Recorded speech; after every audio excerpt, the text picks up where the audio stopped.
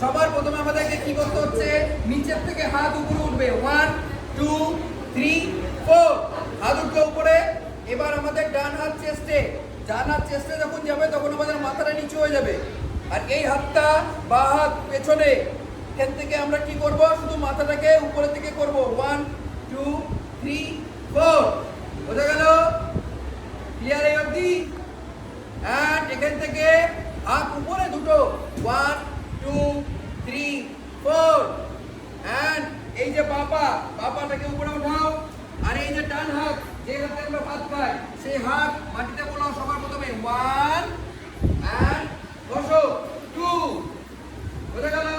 এটার পরে কি করব আমরা, হাত দুটোকে 1 সবার প্রথমে 1 করার পরে এবার আমরা হাতের দিকে তাকাবো। 2 করার পরে আমরা উঠে দাঁড়াও। এখান থেকে দুটো হাত একসাথে 1 2 3 4 বোঝা গেল?